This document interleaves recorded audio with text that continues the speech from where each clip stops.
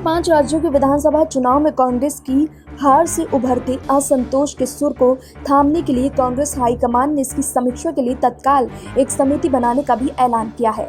वहीं पश्चिम बंगाल के कांग्रेस अध्यक्ष अधीर रंजन चौधरी ने कहा है कि भविष्य को वो इंडियन सेक्युलर फ्रंट यानी ISF के साथ किसी तरह का कोई संबंध नहीं रखना चाहते हैं। ऐसे में सवाल उठता है कि कांग्रेस असम में भी क्या ऐसे ही बदरुद्दीन अजमल की पार्टी AIUDF के साथ रुख अख्तियार करेगी, क्योंकि दोनों के साथ गठबंधन करने का कोई सियासी फायदा पार्टी को चुनाव में नहीं मिला है।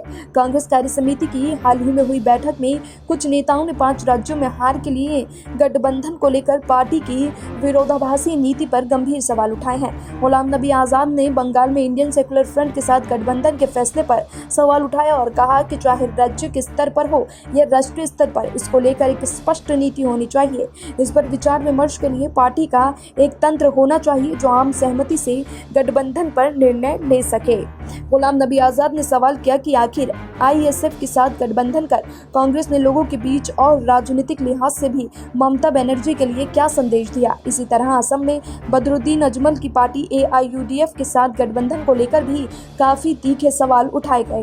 हालांकि गठबंधन के पूर्व भी कांग्रेस के बागी नेताओं ने बंगाल में अब्बास सिद्दीकी के साथ हाथ मिलाने को लेकर सवाल खड़े किए थे, लेकिन तब अधीर रंजन चौधरी ने ही अपने नेताओं पर पलटवार किया था। वहीं अब बंगाल चुनाव नतीजों के बाद कांग्रेस प्रदेश अध्यक्ष अधीर रंजन चौधरी ने कहा है कि भविष्य में अब्बास सिद्दीकी की पार्टी इंडियन सेक्युलर फ्रंट के साथ वो कोई संबंध नहीं रखना चाहते हैं। उन्होंने दोहराया है कि उनकी पार्टी कभी ISF के साथ गठबंधन करने नहीं गई थी, वाम मोर्चा उसने मिला था। अधीर रंजन चौधरी ने कहा कि मैंने उनसे वाम मोर्चा ऐसा नहीं करने को कहा था, लेकिन उन्होंने कहा कि वो वादा कर चुके हैं। चौधरी ने कहा कि चूंकि कांग्रेस और वाम मोर्चा के बीच पहले से साझेदारी थी, इसलिए संयुक्त मोर्चा का गठबंधन हुआ। उन्होंने कहा कि मोर्चे का असफल होना तय था क्योंकि बंगाल के लोगों ने गठबंधन को स्वीकार करने से इनकार कर दिया।